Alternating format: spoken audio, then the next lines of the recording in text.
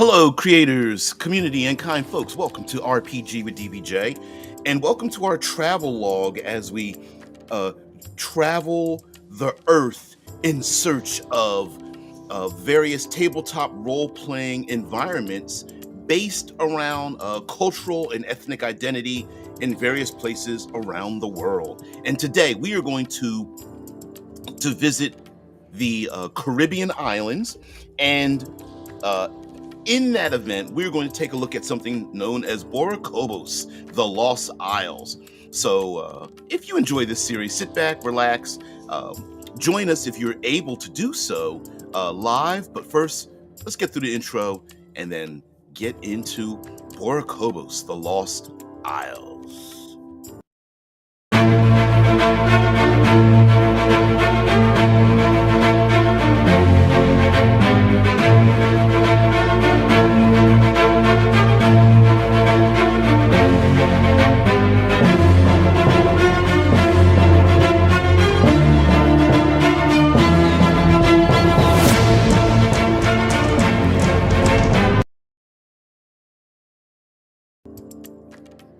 Hello, hello, hello. Hey, good morning to you too as well. There, our unidentified spy in the group and everyone else. Hey, we're going to take a look at Boricubos. Now, there's the thumbnail says not D&D, and I'm cheating a little bit here, because this is I have the 5th edition version of this, although there is a Pathfinder 2 version of this.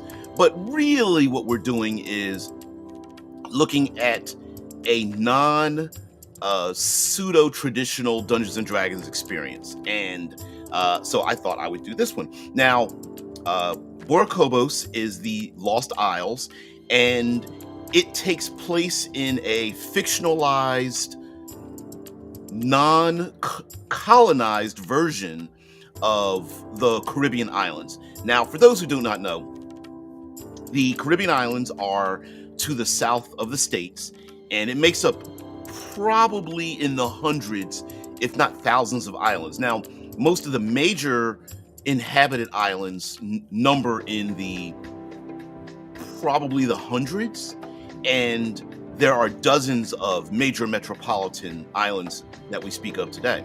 And this takes place in the pre-colonial time.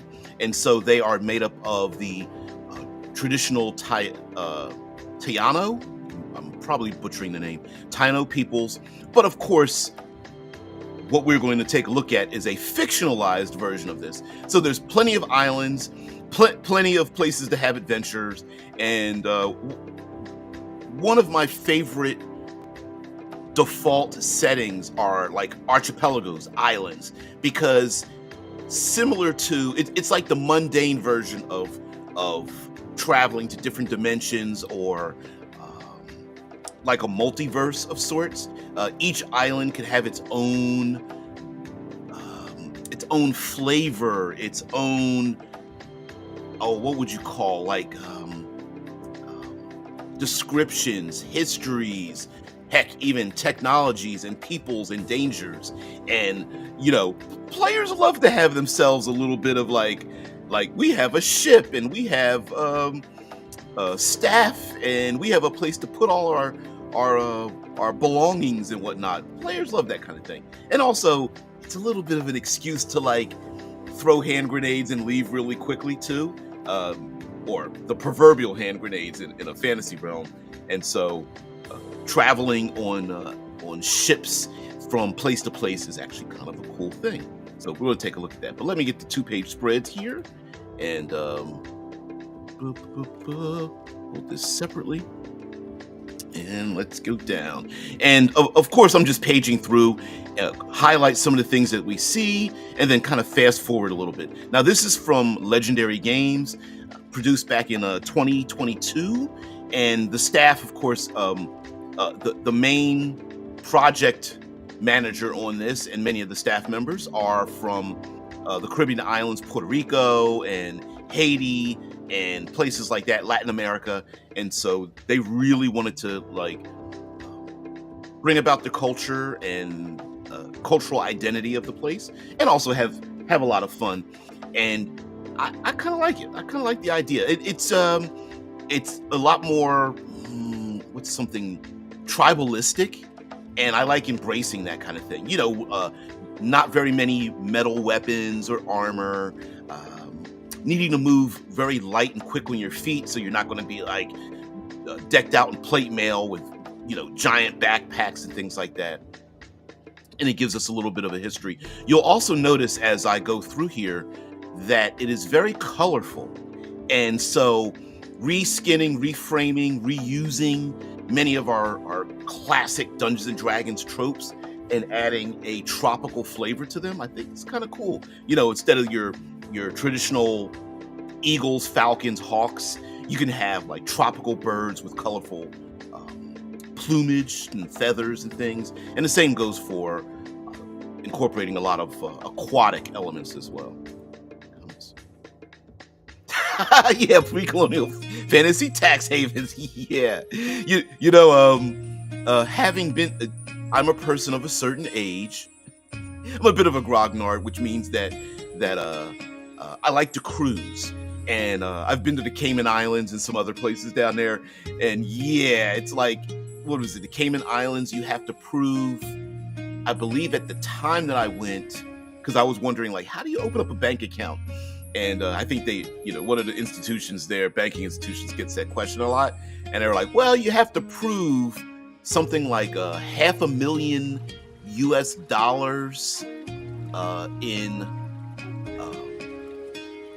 in a banking average. You have to prove, and I think you can't even move to the island unless you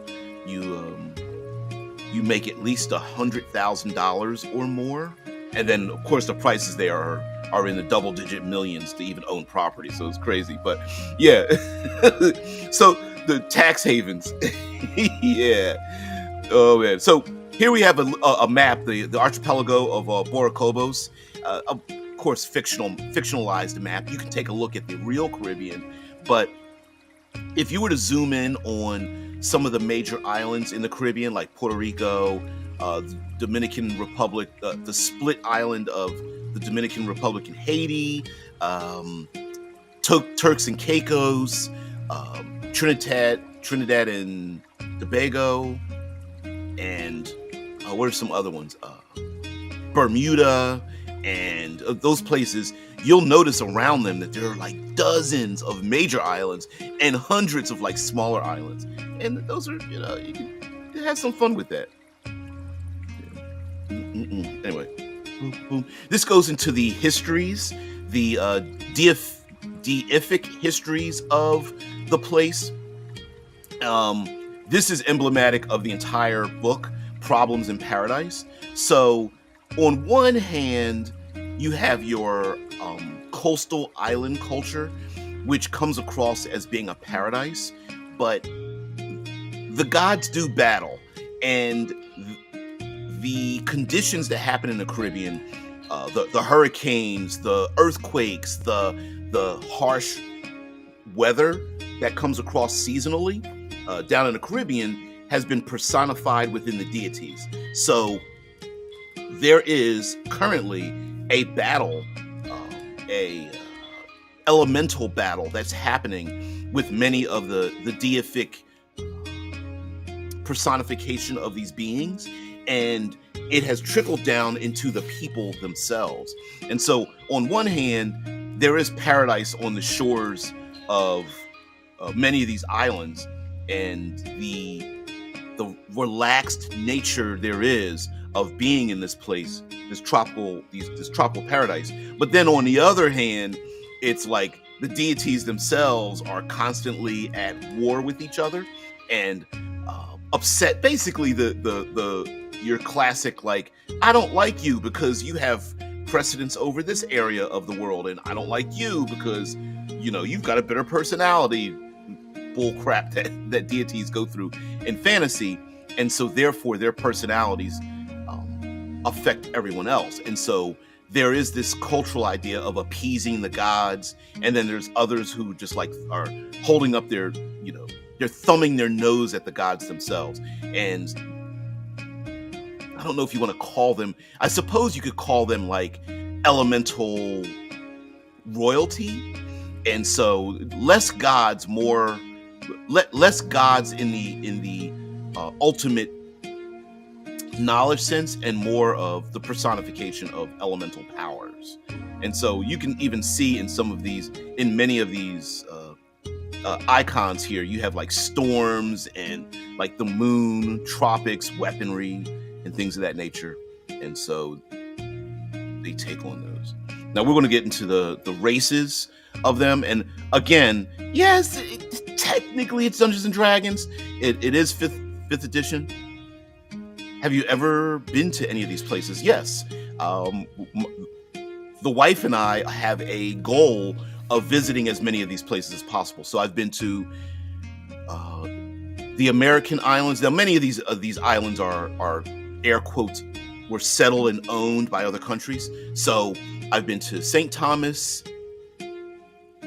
St. Kitts, St. Croix, Barbados, Cayman Islands, Cozumel a couple of times, going to Bermuda this year.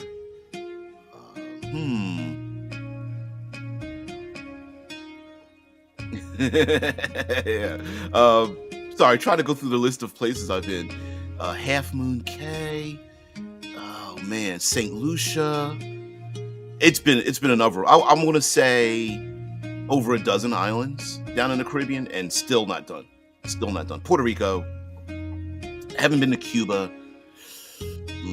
The Dominican Republic been to. Never been to Haiti.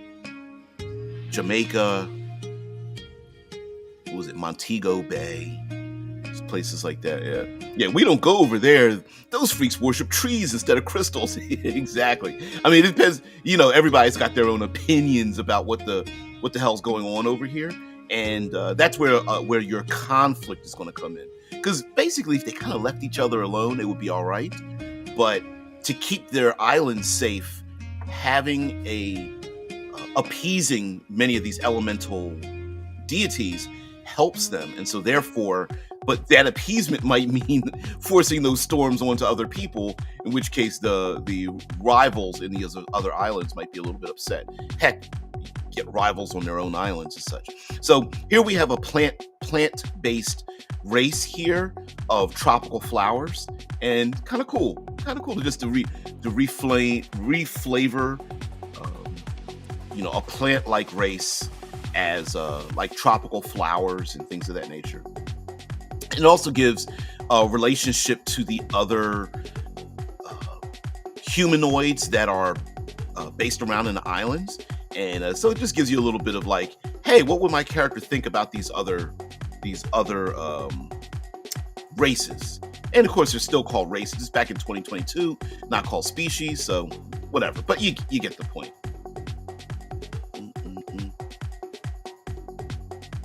Oh, I didn't even pronounce the name of them. Anyway, the flower people. The Barracudan.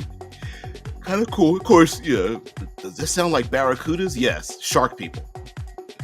The other great part that I love about this is it really incorporates a pseudo-aquatic culture as well.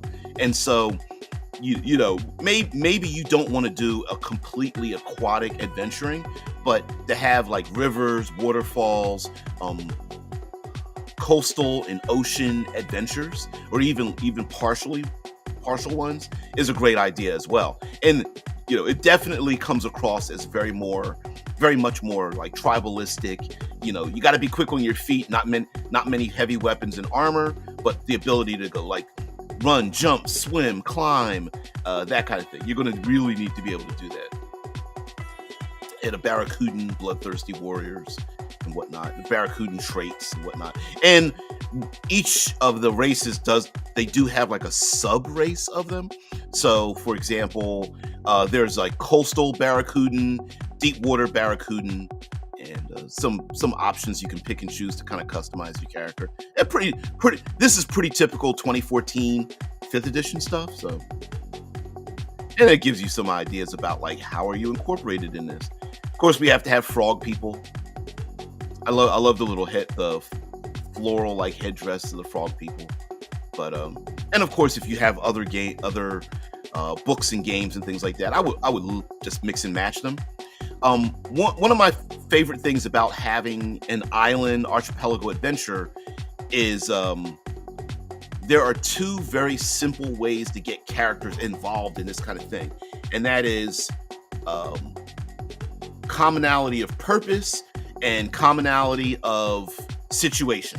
So common purpose is like everybody belongs to a particular goal. Like we're all knights, or we're all priests, or we're all hunters, or something like that. Like all the player characters belong under a unified umbrella. Once did a game where everybody was a member of, not a member of, but helped a royal family. And one character was a prince that was exiled, and all the other characters were the entourage of that prince, like the mentor, the bodyguard, the valet, whatever, the maid, handmaiden, or whatever, like all those. Now, in this sense, you could do it that way, like, hey, maybe all the characters are pirates, or merchants, or explorers, or settlers, or something like that. But you could, or maybe from the same tribe or something, but you could also do strange bedfellows, like similar situation. Very simply put, you could just say, hey, your sailing ship off the coast is half sunk into the ocean. All of you have arrived on the island, i.e.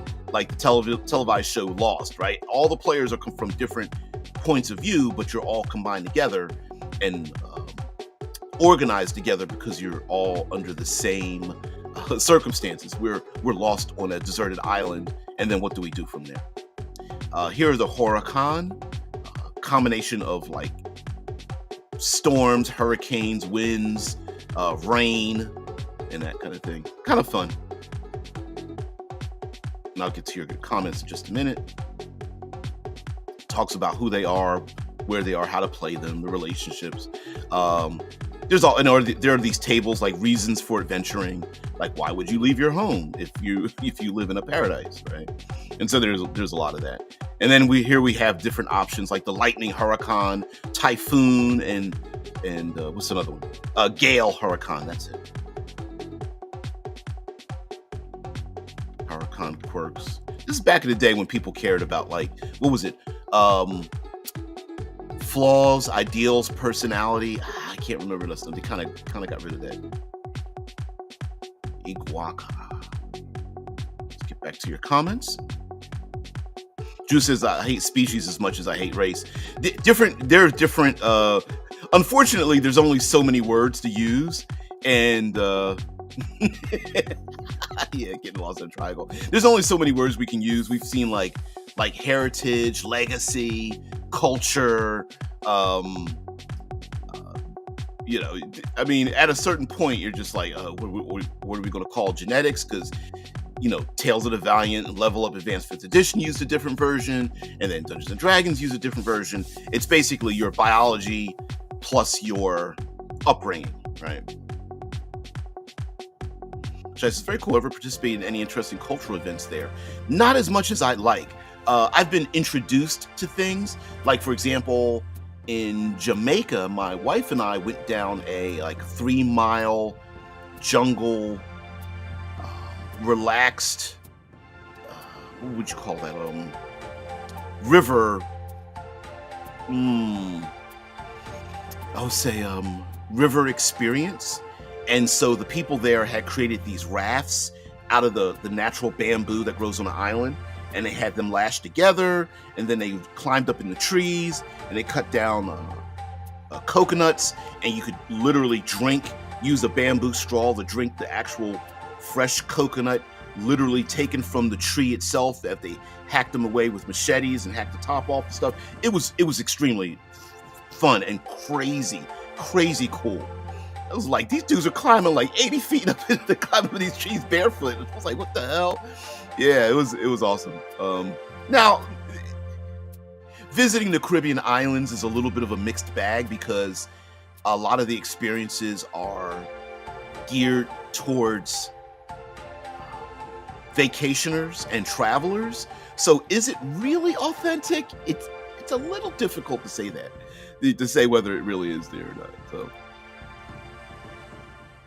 yeah, D&D underwater, always a blast for rules lawyers. Yeah, that's why you don't really see too many underwater adventures, even though every once in a while people get a hankering for it, and then they realize, fuck, this is harder than I thought. Never mind.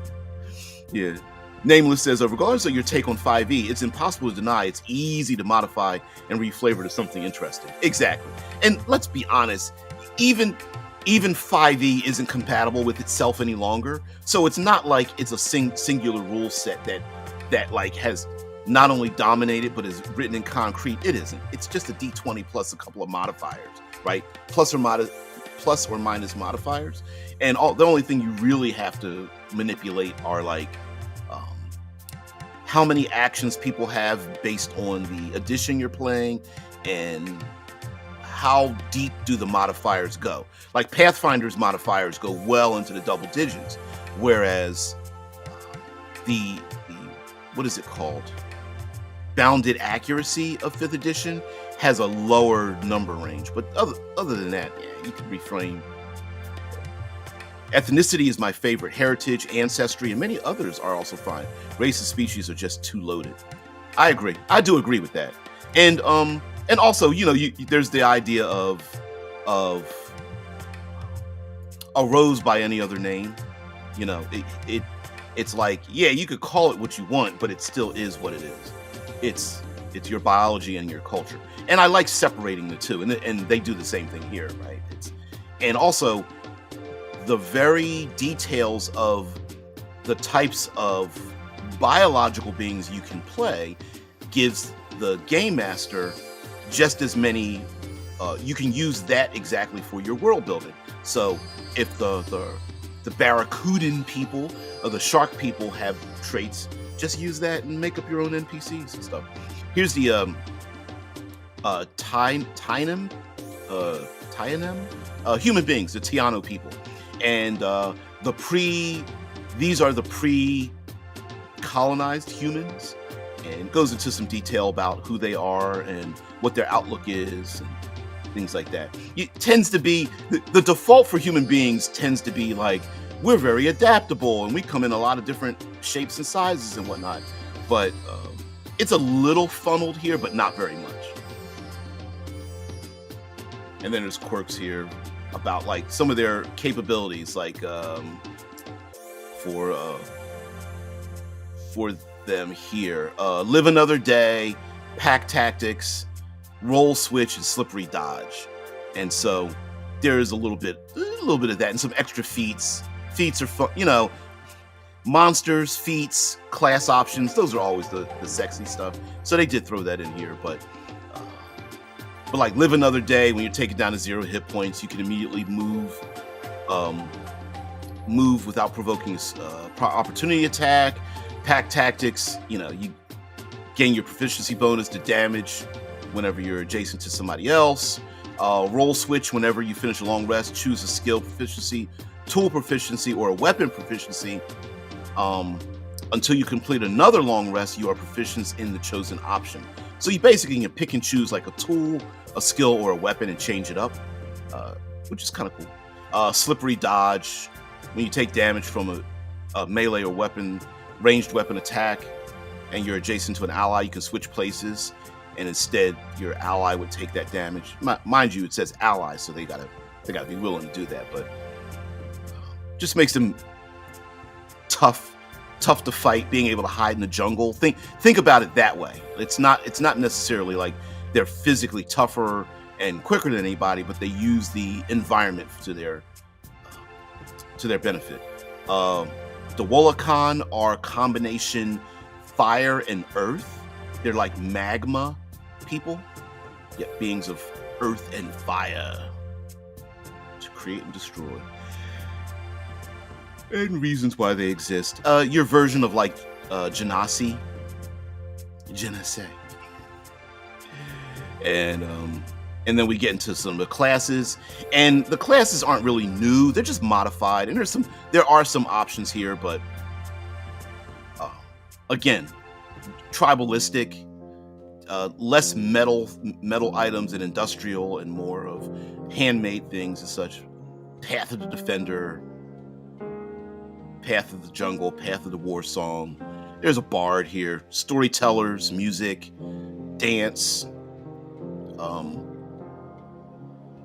adornment, College of Reliquaries, and College of Spies. And of course, cleric domains, battle domain, healing domain, protection, druids with the Circle of Blight. That is a thing, just because we think of the Caribbean islands as being a paradise does not necessarily mean so. Along with storms and volcanoes, there's also famine can happen, disease can run rampant, especially on islands where it's very difficult to have a new influx of, scientifically having a new influx of biology and things like that. So when a disease spreads in a small space, it can spread pretty quickly and be pretty dangerous. So anyway, past the class options and whatnot, some of the artwork. Try to get some of the artwork here as well. Monks. While capoeira, it really isn't part of the Caribbean islands, I always think that would be very cool to play a capoeira practitioner monk. But anyway, that, I don't know, it's just a very beautiful acrobatic flexibility, like martial art with music to it, and I just love it. Monks have a bad rap in Dungeons and Dragons, but I kind of like that. Paladins. Here's another. This is one of my pet peeves. So it's not that it's wrong. I just go like, it rubs me the wrong way. Where a paladin has a cultural connotation, a European connotation, but when you have to apply that to other cultures around the world, you have to do a lot to remove from the paladin to make it fit to other cultures. And I wish it had been something else, like an oath taker or something like that, like oath keeper or whatever, or some version of that. And then that way it could be applied culturally to many different regions and things. So there's an oath of exorcism, oath of worm slaying. There's a lot of drakes that live on these islands and such. So you gotta watch out for the dragons and drakes. Oath of zeal. And there's rangers, guardians of the village, shark rider. I think I've showed this before. Something cool about a shark riding another shark, a hammerhead shark. It's like Goofy owning a dog, Pluto. It's like, aren't you a dog also? But it is fun. I mean, now mind you, if I were to meet them in real life, like I would be like, I'm not even going to ask you a question about this because you're already scary. But it's kind of cool to have a shark person riding another shark. It's funny. It's like, can't you swim? The shark's like, I'm a badass, don't question me. Rogues, cultists of the dead god. Come on, keep moving. There we go. Sorcerers and their magic powers. Warlocks. So let's get past. Oh yeah, we're at the end of Wizard. I was like, how far does this go? This used to be me. I used to have the long dreads and stuff like that, the cargo shorts and whatnot, but nah, no longer. School of Eclectic Magic. Looks a little bit out of place, kind of. Like, looks a little bit too modern, but whatever, right? What is that? A crab on his shoulder as a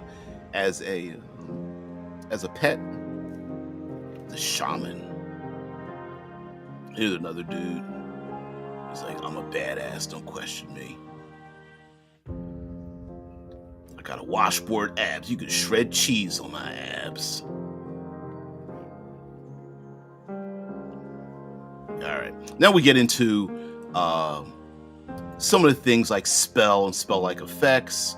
Some of the wizard schools here. So instead of like your traditional like summoning schools or awarding schools, it's like wind, wood, fire, that kind of thing, which I think is a better organization of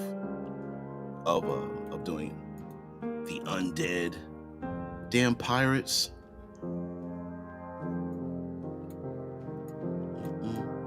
Spells. It's too many of that. Let's go to new equipment. Here we go.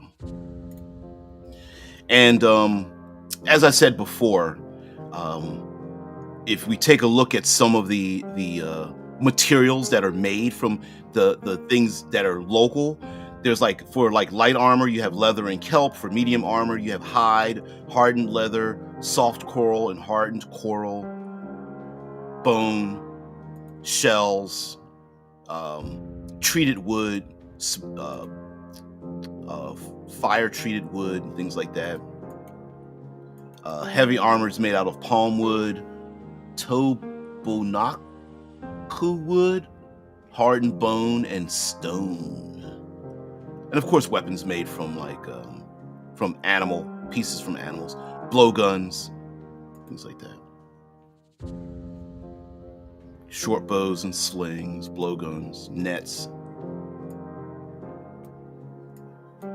And then we get into the GM's guide, which is kind of fun.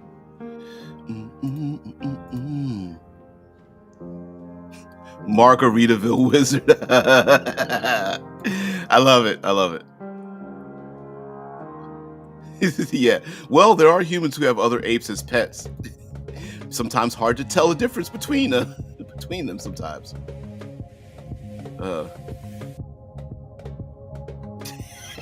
Hey, Thomas, yeah.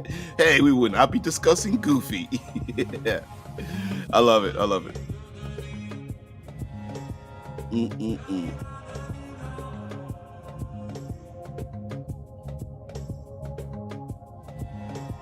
Yeah.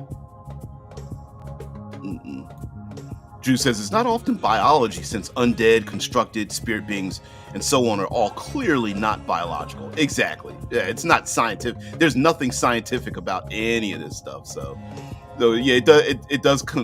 We in our modern day conflate things that are absolutely fantastical. So.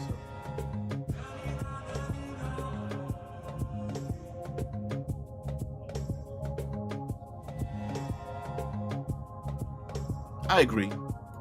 Talking about pre-colonial, Shice brings up, what if one group of people in the region becomes dominant, forms an empire, and colonizes everybody else? What kind of like apocalypto? Then you got your bad guys, the evil island empire. Exactly, and it is suggested that kind of thing happens. It is a churn of these events happening. Maybe at one period of time, the ocean-going Barracudan want to come on land or something like that, and so the PCs have to fight against that. And then there's the elemental Wolakan that are like lava-like magma people, and they could be spilling from an angry volcano, and then you got to worry about that, and so yeah. Yes, so speaking of paradise, isn't hardcore disease going to be a major thing? Also, how everything rots and festers and starts crawling with bugs so quickly in tropical environments. Yeah, I've never heard of Congo Mueller, but yeah, storms, rain, like tropical rain is a thing. High winds, like I was mentioning, earthquakes and volcanoes. So a lot of elemental features as well. I would absolutely positively toss a bunch of that stuff in there. Yeah, we have humans in our world too. That the behavior of the worst ape still shames the behavior of those humans. Yeah, but close, because they act more like a demon or monster than a person. Yeah, like that teacher that was trying to get a special needs teen boy to bring a gun to school and shoot another teacher. She was mad at. Oh, I've never heard of that. I've never heard that. That sounds horrible. But then you kind of have to shrug your shoulders, like, yeah, humans, we do dumb shit. You know what? I love this artwork here with the I believe it's called their iguanca people. Anyway, bird people, right? The tropical bird people grabbing them. But I think in the rules of 5th edition, you're not allowed to both grapple and lift someone in flight. But I think it's really cool. I would make an exception for that one. Like, hey, dude, like you got to use your hands to flap. And they're like, can I use my feet and grab somebody, and then fly and drop them somewhere? I'd be like, yeah, that sounds really cool. There's some more artwork for some of the people. Here's a tropical flower person. They're really cool. I can imagine them waking up in the morning and the flower petals pull back and you see their face on the inside. They probably smell awesome. Maybe even charm you with their pheromones. I do know the frog people have an ability to charm others with their frog singing, throat singing, which I think is cool as well. Here's some other artwork. Thatch roofed homes on land. The overwater bungalows that I think is really cool. I think that's awesome. Maybe the players are in one or more of these, and there's enemies that swim underneath it. Or of course, players or characters are going to want to do that as well, right? Get like, breathe underwater with one of those empty reed straws, and then swim and hide under there, and maybe climb up at night, do a heist. Here we have some other. Looks like a barracudan, maybe. Gills on the side of the head. All right, let's go a little further here, a little faster here. There is a like name pronunciation guide as well, just so you can get like immersed in it. And here's some piracy. Now, is this mixing a little? Pre-colonial is one thing, but then like the age of sail and piracy. Could you add that in here? I would. I would. Although it depends on what you would want to embrace. So as islanders, they are definitely going to be sailing from island to island. Now, if you get more into the industrial age, where you get more of the Portuguese, Dutch, Spaniards, sailing or whatnot, I would pick and choose that for my own group and layer that in maybe a little bit at a time. But or you could just make the peoples here with larger ships, far more capable sailors instead of like smaller, maybe able to carry a dozen people. Maybe you get the larger ships that can carry well into the high double digits of individuals from place to place. Depends on what you think about. I'd start small and just go larger. You give some names, some magic items. And as you can tell, there is metal. So don't get it twisted. There is metal, but you don't really see a lot of like metal armors and again, like industrial use of metals, but it does exist. Machetes and knives and small items. Jewelry has a lot of metal in it as well. Pyroclastic rod, legendary.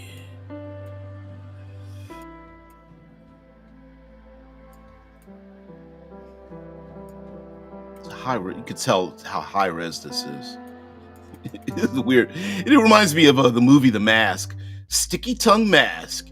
I would have loved to see a bunch of these different types of animalistic masks or masks that represent something, and like you put the mask on and you become, at least your face becomes similar to the thing you're wearing, like wearing a tropical bird mask or something like that, or a squid mask. I don't know what that would look like, but hey, barracuda. And then there's lots of dragons, drakes, serpents are a thing, skimming across the waterline and coastal regions. So you got a brine dragon here. I think players coming to a consensus of how to use the rules for underwater, the mechanics of going underwater, and then getting the players to accommodate themselves to that would be kind of cool, because then you could have like waterfalls and grottos and coastal but still deep sea adventuring with different cultures and I think it's an unused part of fantasy, as well as climbing high into the mountains and aerial locations as well. Maybe communities that live on the top of the canopy of dense jungles. So here we have a coral drake and jungle drakes, similar to. I would presume they are similar to tropical wyverns, lava drake, mist drake. A lot of elemental creatures, powers, and elements like that. So I would throw that in here as well. And because the islands are small enough and, dare I say, chaotic enough, you could have different periods of time. Like a mist foggy like drake might awaken in the mornings, whereas later in the afternoon when it gets a bit hotter, you could have like I don't know, a sun drake or something like that come out. I don't know what that would be. There's also problems with insects and disease, so that's a big thing. Do I have it? There it is. Here we go. Insectoids. They call them formians, but queens, insects, things like that. Lots of crawly bugs and flying bugs. And then there's an adventure. There's, I believe, 2 adventures in this book. Is there anything at the back? I don't want to give away too much in the adventure. Here are some characters that are more classic, being attacked by vines and things like that. It's like, hey there's Spanish D&D characters. I think you came to the wrong spot. You might want to change up some of your tactics a little bit. And then, is that it?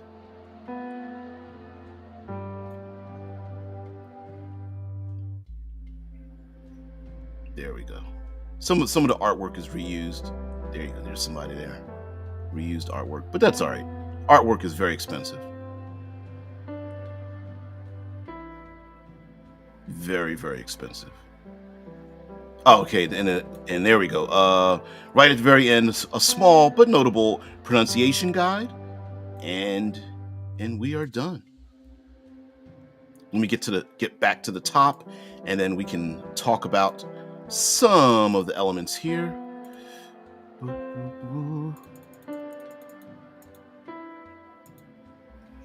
And some other story ideas that I think, and have a little discussion with you guys, and then let you guys go.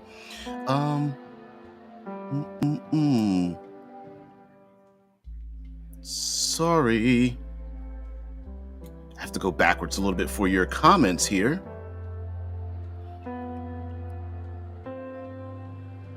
Here we go. Congo Mueller was a mercenary who collected skulls. Accused of skinning people's heads, he said the jungle bugs would skeletonize bodies overnight, so he never did any skull skinning. Oof. Sounds horrific, like those bizarre creatures of the movie Labyrinth that take their heads off and then toss them around. That's wild, but I love it. TA says they should include the myth of the bird taking something from trees and dropping it on rocks to soften it so it can make a nest of the rock. There are birds that do that. They use tools. They drop rocks on like oysters and other shelled things, or they drop the shells onto rocks. Is that what they do? It's something like that. Yeah, that the birds can they'll pick up the shellfish and like knock them against like sharp outcrops like obsidian and things like that to break them open. I can't remember. I don't know which breed of bird does that. There's probably a lot of them, but yeah, that's really cool.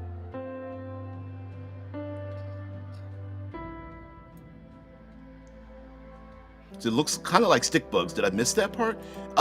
Yeah. I moved past it. Yeah, they do look like stick bugs. But yeah, personifying some things that you find in the tropics, I think, is a really cool idea as well. Just make it larger, give it a personality, give it a little bit of a culture, and you're done. Although making anything giant sized is also a good idea as well. like, hey, those are ticks, let's make giant size ones the size of dogs, uh, things like that. Go through your list of diseases in your Dungeons and Dragons and kind of reframe it and reuse it. And then for me, like, I would love, like, if I were to, off the top of my head, take a bunch of your classic monsters that you would think of and just reskin them, give them different names. If you'd like, I would definitely try to give them different names, give them vastly different capabilities, right? Like, for example, make yourself some aquatic ogres, or like, instead of your classic goblinoids and orcs and whatnot, you could make like kobolds or goblins that look like they roll themselves up and hide as like coconuts up in the trees, maybe a little bit larger, like fruits or things. But then when they unfurl themselves, they're like goblins that steal stuff, and and they run around and go after the player characters or something like that. Maybe they throw fruits and veggies at the player characters and steal things. And then your other goblinoids don't have to be in the same family, but like orcs, hobgoblins, maybe they have like blue skin or green skin or something like that, or they cover themselves in they make like ghillie suits to hide themselves in the jungles so you can't detect them. Even bugbears could be more swamp and jungle like, so instead of fur, it's more like moss and other foliage draped from their bodies, so that they kind of seem like what's that animal monster, shambling mounds. Maybe they're more like shambling mounds, where their eyes just come right above the waterline, and the rest of their body is like a big carpet of like moss and fungus or something. But yeah, I definitely reskin and reflavor. Now, what could happen, as it was mentioned before, is maybe there is a growing empire somewhere on one or more of these islands. Maybe they're becoming a bit more, I'm using the word industrialized in the sense of working using like mechanization to, arm their citizenry with like metal tipped spears instead of bone or stone or something like that.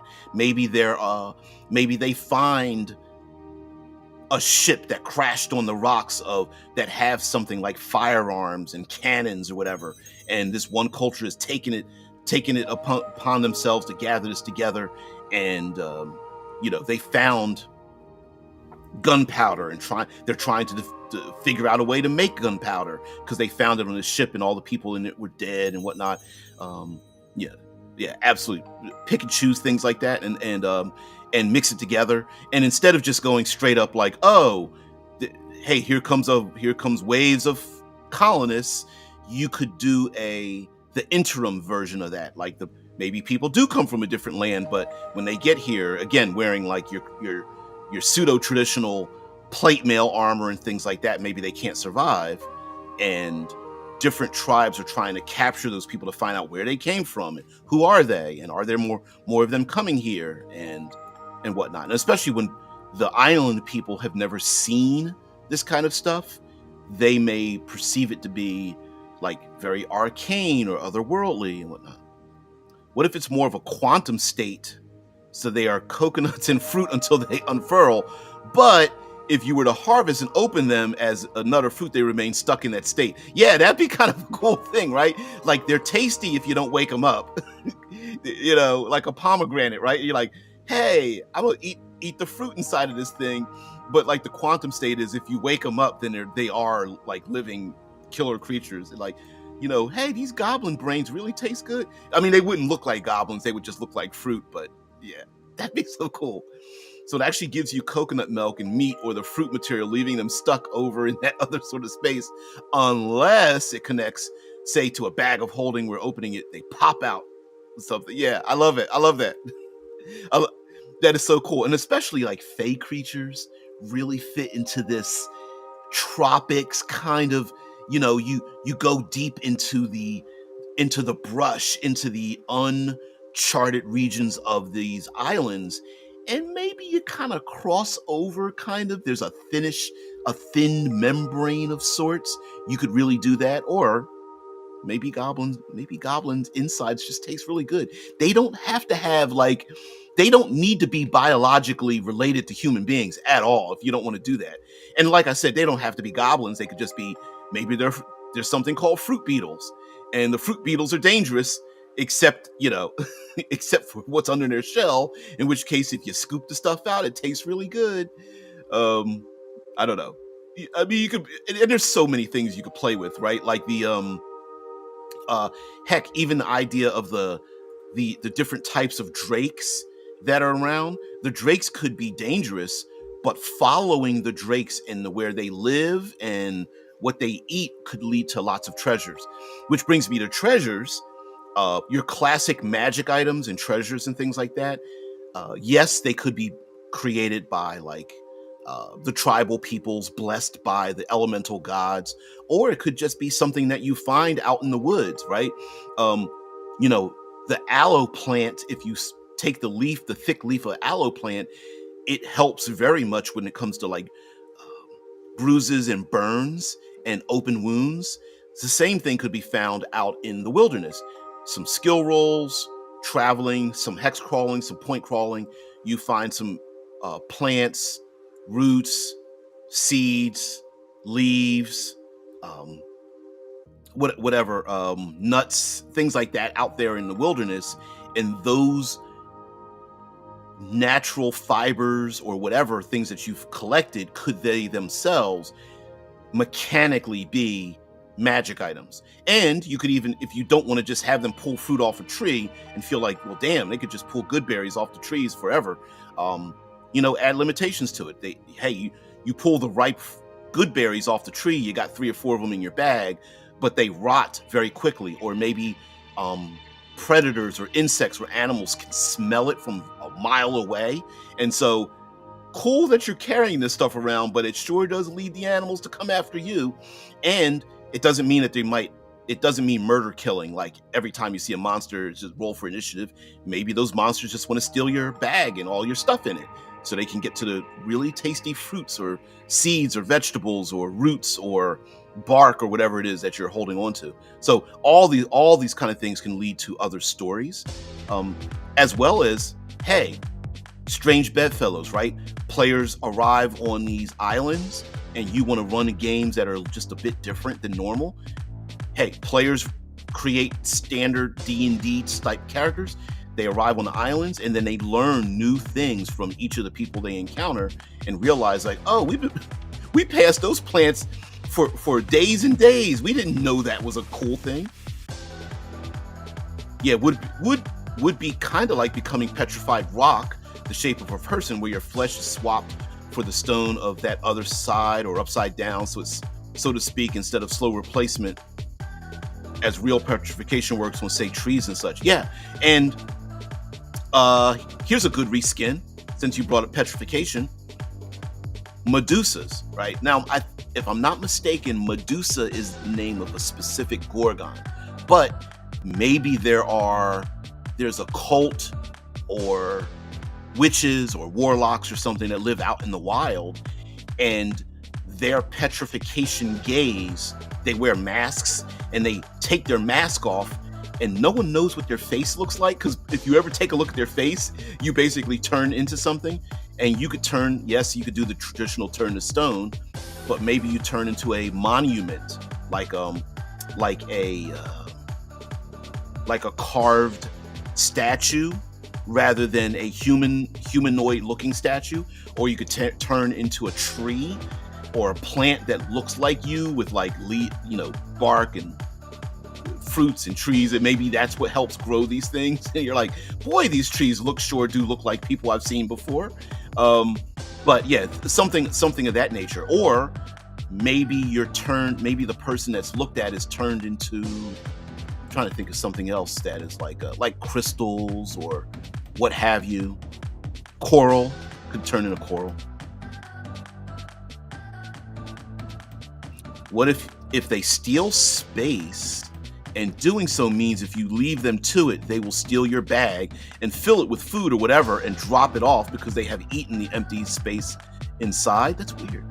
Oh, you mean like, oh, like they they put a cavity, like in reality, like for a mundane effect, they they make cavities in like the fruit and then throw things into the fruit, and then when you steal the fruit, you're actually stealing like a hive of bugs or some kind of thing that would yeah, yeah, Easter Island heads were once here. Exactly. That's what I was thinking. I was like, what are they called? I couldn't think of it.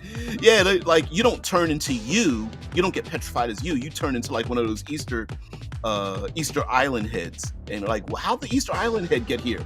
Maybe it was one of those Gorgonite things. You can come up with a different name than Medusa, but you get my point, right? And then of course, the non female gendered version of Medusas could be introduced into this world, where maybe there is a I don't know, there's a cult or something, and they're cursed with always having to hide their faces because they've given up their faces, and now their faces are being worn by some fiendish thing that's out there that I don't know, comes out of the steam vents of the base of the volcanoes, or I don't know, just pulling something out of my ass, but so you can fight them to the death to keep them from taking what you have in the bag, but really they don't even care what is in it. They just care what is not in it and consume that not as like like a note to the you're getting very what's the term? Oh man, it's like they are trying to consume the not space. Yeah. Hey, this is where bags of holding come from on the tropical islands. It's not wizards. It's these creatures that absorb the not space. Like the Hitchhiker's Guide to the Galaxy. Yeah. The no-T. Yeah. Yeah. That's funny. That's hilarious. I love it. Also, what a great byproduct of having an archipelago of islands is if you share game master duties, if players say they come from islands that you didn't notate before, just make another island and put it out there. And you don't, I mean, yes, you could make an actual map of the different islands. Yes, you can do that. But if you just want to make it point crawling, meaning like, hey, to the north, it takes this long to get to these islands. To the south, it takes this long. You could just say, between region A and B, there are dangerous whirlpools. Between region C and D, there's no wind, and it's like dead island, like dead space, and it's very difficult to sail there because there's no, you have to paddle there, and it's difficult to do it. Or, of course, the proverbial, the island only comes into alignment with the physical world once every 37 years or something. And you mix and match all that stuff, right? Hey, it's the season of hurricanes. You really don't want to go to the west because that's where all the dangerous winds and storms happen. And then, of course, you can lock down your players so they don't keep tossing hand grenades and running away. You can lock them down by saying, listen, it's storm season. When you get there, there's probably going to be a good chance you won't be able to leave. Players get there in enough time. Now they're stuck there for 2 months during the season, or 3 hours, doesn't matter. Come up with a number, and be consistent as well, or relatively consistent. And who's to say that the storms aren't personifications themselves? When they see when the waters crash upon the shores, they actually are like physical people. like you see eyes and mouths in them, and the PCs are like, damn, there's like a 24 water elementals that are keeping us here as they smash upon the islands or whatever. And it's like, yeah, those are the coastal elementals. We'll just have to wait for them to burn themselves out before we leave again. You know, supposedly there is energy of infinite amounts, an empty vacuum or vacuum energy, according to some scientists. So why not consume empty volume of space to get that energy from it?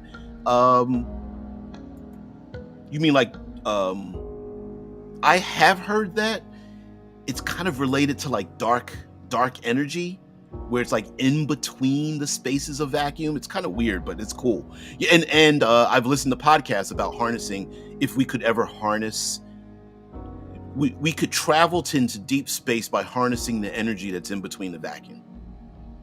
What is it that the more you add to it, the smaller it gets, and the more you take from it, the larger it gets? I don't know. But also, there's so many different stories. Players could be like bounty hunters, traveling after someone or something that landed upon the shores of one of these islands, and they have to get it back. Each island could have its own different types of government. So when they arrive on one of these islands to capture back what was lost, the people that live there might be like, hey, you're not allowed to land here. And the PCs are like, dude, did you see that crashed ship over there? There's open cages. We got to get that back before it does more damage or whatever. There will be different island nations that might want to colonize other islands, right? Take them over, like, and the colonization effect could be very small. A dozen people want to move and create a base for their people. Refugees moving from one place to another is also a story option as well. Like, where we live, our island is basically surrounding a giant volcano. It's erupting. We've got to sail somewhere else. Of course, there comes culture clashing, right? Well, you never liked us before. Now you want our help and you want to live with us. So we don't like you. That kind of thing. What else? There's so many different ways and options to twist and turn, and especially making your classic monsters, instead of just rolling initiative, giving them real personalities and whatnot. Those drakes might be very dangerous, but they're not evil. You know, maybe it's just, hey, the drakes love to hunt the giant shelled meat that they get from the giant mussels and oysters on the shoreline, and anybody that comes there, yes, they'll buzz you and drive you off, but they're not really violent. They're just like, this is my territory. And sure, it's 15 miles of coastline, but I'm a giant drake. That's a small hunting location for us. And then the PCs are like, all right, shit, now we got to get past these drakes. Okay, so if the drake went down the south, okay, now it's time for us. He's circling back. Oh no, 3 kilometers away. Let's get back. Let's get in the deep water first. You know, you could have a lot of fun with that as well. Also, reskinning, reflavoring, reusing a lot of what we consider to be traditional things like clerics and druids and rogues and things like that. You know, adding some of those skills to some of the more sentient monsters that are out there, I think is cool. Heck, even diseases. Diseases don't have to be. Yes, you can have. What's the disease from the tsetse fly? Malaria, sleeping disease, yellow fever. You know, your more traditional modern day world diseases, but you could also have reflavor, reskin things like, maybe there's a disease that creates undead, and it is, you know, it could be parasitic undead, it could be diseased undead. Of course, you can have your magical necrotic undead from curses and whatnot. It could be something created by plants, like if you die and the plant spores go in you, like the yellow musk creeper, plant created undead. Yeah, a lot of that stuff. So, but anyway, guys, thank you very much for letting me show off Boricubos. It is filled with a little bit of the sexiness. Hey, character options, some more monsters, but I think tucked in between the words that I basically just paged through very quickly is a lot of cultural things and cultural elements, an homage, a celebration of the peoples that live in the Caribbean islands, especially before the colonization of events. And so we visited there. So taking a look backwards, we talked about Macuajito in Central America and South America, with the murder killing of innocent people to appease the gods before they shut down and destroy the entire world. What is it, the 4th or 5th world that we live in? We also took a look at Coyote and Crow, a cyber solar punk utopia of of what would have happened if the what we call the Americas, the states today, had not been colonized, and what that would look like. And now we're in the Caribbean, and we'll take a look. I don't know if I have something in the upper reaches of Canada or South America, but we'll find something. Maybe we'll go across to Greenland, Iceland, and then head over to Europe and find some games there. And if you guys have any, top of your head, if you know of any games, role-playing games, that are made by and a celebration of a particular culture, I would love to hear about it. Now, I might have those things if you're not mistaken. Like, I have a Jewish supplement. I have a what's another one? Legend of Five Rings. That's like more like samurai, cinematic samurai. I have a Mythic Bastionland Quick Start, which is about literally playing knights. Your classic knights. Nameless Spitz, yeah, it felt like a good catch-all, like in Coyote and Crow. Yeah, exactly. And mind you, these are not historic. Don't learn your history lessons from tabletop role-playing games, right? It is a celebration of those cultures and whatnot. And so I like to hear about people who, why does that? It's easy to destroy something, but it's very difficult to celebrate that thing. And it don't threaten me just because somebody else celebrates their own culture, for good or bad, right? So, yeah. Matsu Manish. It's so silly. So turns out kobolds are an invasive apex species here. Yeah, why not? Why the hell not? They're like, damn it, we got kobolds on our island. We need to figure out how to get them off of here. And the kobolds are like, ooh, another island. Yeah, good for the picking. Yeah.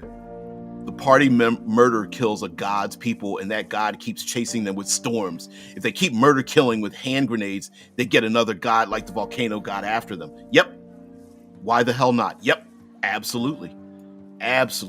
And we often don't really do this in tabletop role-playing games, but ancient peoples used to appease the gods, right? It wasn't really about worshiping the gods. It was about the fact that they believed they were real, and if we don't placate them and keep them happy, their asses are going to hurt us. And so, in many ways, kind of like how we cinematically think of people looking at the Greek and Roman gods, I guess using gods might be wrong. More like elemental personifications. And maybe the player characters have to learn, like, you know what? We can only travel during low tide, because at high tide, the ocean-dwelling elementals are at their like peak. Like, they are really pissed off if we don't give them something or whatever. And make that like a role-playing event, right? The aquatic beings, I don't mean like the aquatic elemental beings, might look at the player characters and literally like, hey, listen, you've been sailing through our waters all this time. You haven't given us jack shit. Like, you need to cough up something. And a couple of coins, sure. Maybe a good cooked meal, yeah. But now we demand a sacrifice. Pick a crew member. We'll be back in an hour. Right? And they're like, well, what are you going to do? We're going to sink your ship because we don't like you now. You disrespected us in our space. 5 different times those people told you this to honor us, and you didn't listen. I wonder if there would be a strong constitution like the Iroquois nation had and was mostly copied for the U.S. Constitution. I don't know. Could be. It could be the establishment of that. Maybe player characters are the first step in finding I'm going to not call it colonization. I'm going to call it finding a new home for refugees. Maybe the players come from a place that's being destroyed. I'm looking at you, Volantis and George R.R. Martin, right? Maybe the players are coming from a place that's undergoing a major destruction, and they need to find a new place. They found a new place, but the people here are like, "Where'd you come from?" Because I mean, living on an island that is, for the most part, a paradise would give them lots of time to sit around and ponder things. Yeah, exactly. Um, having lots of resources allows us human beings to have the time to ponder government, um, science, mysticism, education, things of that nature. So yeah, the more resources we have, the more our brain power is used for other things. Yeah, and Nameless Spook says, yeah, with 100 islands, there's bound to be empty room. Exactly. And heck, maybe there's a run on island. What is it?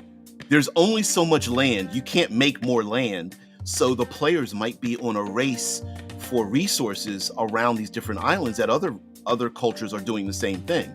Like, hey, we heard there's an island with a great easy access to metal ore to create items, weapons, or something like that.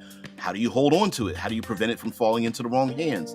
Maybe there's an island that had a meteor strike on it, and you want to get that back. Maybe there's an island that has separated itself from everyone, where everyone wants a treaty with the people that live there, or the beings that live there, or the monsters, but those monsters don't want contact from the outside world. What's going on there? Or another universe that is nearly destroyed by technology, a rot that destroys magic. Yeah.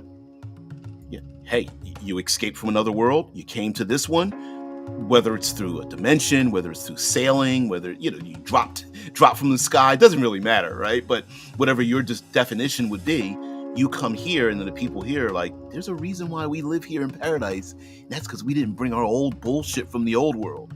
And the players are like, wait, you guys came from this place too? And everyone's like, yeah, we all came from someplace else. Had a friend that believed technology was from hell. Maybe. Also, hell was hell because of infection of technology. Maybe. Maybe those volcanoes, those hungry volcanoes, are fed by having people and technology dumped in them. That's why, despite all the crashed ships on land, there is no industrialization, because the people here realize, you know what? We need to dump that shit in the volcanoes to appease the volcano gods, and also get rid of that stuff. I don't know. It is these kind of things. Yep. So anyway, guys, thank you very much for being part of the show. I really appreciate it. Also, thank you very much for just stopping by and having some fun on this Thursday and whatnot. And thank you very much for having a travel log with me and letting me travel around. Got my camera off just so I can sit back and chill, and but show off these PDFs that I have. Maybe I might even show off, because I do have the physical copies of these books. Let me see if you guys should hear the pages flipping. A little ASMR here. I do have the actual Boricubos physical books, as well as the other books that I showed off, but we'll get into this. I've got a fantasy Alexander the Great who came back with something horrible. There's a mythic China one that I have. There is, oh man, do I have something from like Thailand? No. Anyway, I'll dig back in the crates and see if I can come up with some stuff. I don't want to stretch it too far, but there's some things that you could kind of be like, well, video game technology puts hell at your fingertips. Yeah.